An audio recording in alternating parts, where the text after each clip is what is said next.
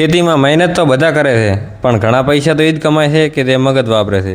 તો નમસ્કાર ખેડૂત મિત્રો, હું જયેશ અને આજે આપણે વાત કરીશું કે ચોમાસા પહેલાં આપણા ખેતરને સોનું કેવી રીતે બનાવવું, અને જો તમે આ સ્ટેપને ફોલો નહીં કરો તો રોવાનો વારો આવશે એ નક્કી જ છે.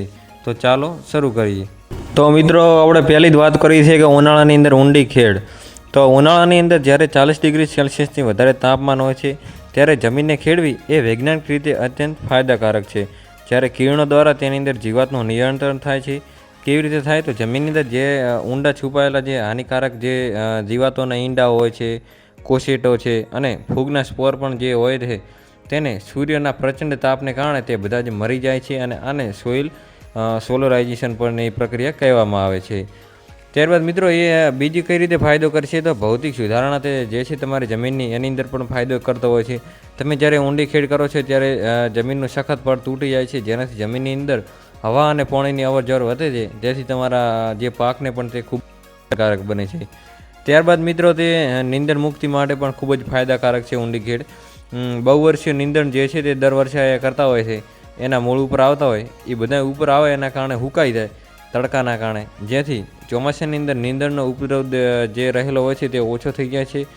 બીજી મિત્રો, આપણે વાત કરીએ કે તમારે ચોમાસા પહેલાં ખેતરને સારું કરવું હોય તો તમારે લીલો પડવાશ જે છે, તો ચોમાસું બેસે એના પહેલાં તમારે શરૂઆતના વરસાદ હોય ત્યારે તમારે લીલો પડવાશ કરો, જેથી તમારે જમીનની અંદર નાઇટ્રોજન ઉમેરવાની એક શ્રેષ્ઠ રીત છે.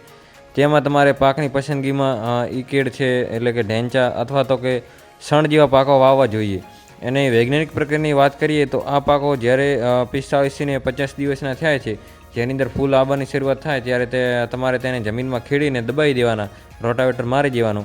અને આનો ફાયદો શું થાય છે કે આનાથી જમીનની અંદર ઓર્ગેનિક કાર્બન વધે છે અને જમીનનું બંધારણ પણ સુધરે છે.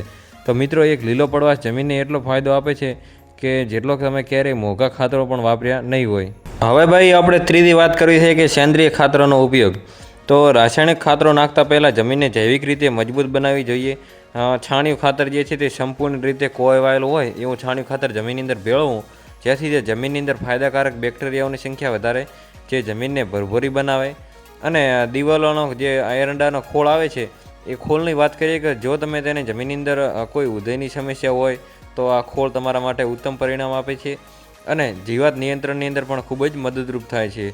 ત્યારબાદ મિત્રો, વર્મી કમ્પોસ્ટ અને ઘન જીવામૃત જેવા જે છે તેને તમે ઉમેરશો તો જમીનનું સ્વાસ્થ્ય પણ સુધરશે. એટલે યાદ રાખો કે જમીનને ખવડાવશો તો જ જમીન તમને આપશે. હવે ભાઈ, આપણે આગળ ચોથી વાત કરવી છે કે જમીનને સમતલ કરવી. તો તમે ખેતરને સરખું કરવું એ તમને એક નાનું કામ લાગે છે, પણ આનો ખૂબ જ મોટો ફાયદો થતો હોય છે. જો ખેતર તમારું ઊંચું નીચું હશે તો પાણી ક્યાંક જમા થાય અને ક્યાંક સુકાઈ જાય, તેના કારણે તમારે પાકની અંદર સમાન રીતે ઉગતો નહીં હોય.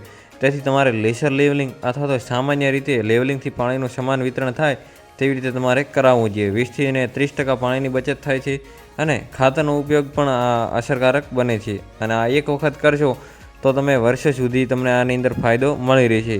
હવે ભાઈ, આપણે વાત કરવી છે કે નિંદામણ નિયંત્રણની અંદર.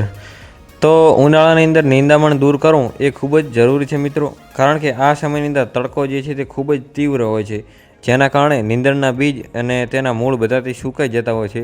જો તમે હવે તેને નિયંત્રણ નહીં કરો તો ચોમાસાની અંદર એ જ નીંદણ તમારા પાક માટે સ્પર્ધા કરશે અને ઉત્પાદન પણ તમારું ઘટાડશે. એટલે આ નીંદણને ખતમ કરવાનો એક ગોલ્ડન સમય હોય તો આ ઉનાળો છે મિત્રો. હવે ભાઈ, આપણો છઠ્ઠો છે કે જમીનની અંદર પરીક્ષણ, એટલે કે સોઇલ ટેસ્ટિંગ, જે નમૂના લેવો છે એની વાત કરવી છે. તો ઘણા ખેડૂતો અંદાજે આડેધડ ખેતર નાખતા હોય છે, પણ સાચી રીત શું છે એમને ખબર જ હોતી નથી. તો એના માટે તમારે શું કરવાનું છે? જમીનનું પરીક્ષણ કરાવવાનું છે. જમીનની અંદર નાઇટ્રોજન, ફોસ્ફરસ, પોટાશ છે અને તેની પીએચ કેટલું છે તે જાણવાથી તમને યોગ્ય માત્રામાં ખાતર કેટલું આપવું જોઈએ અને કેટલું શું ઘટે છે તે બધી તમે તેની માહિતી મળી રહે છે.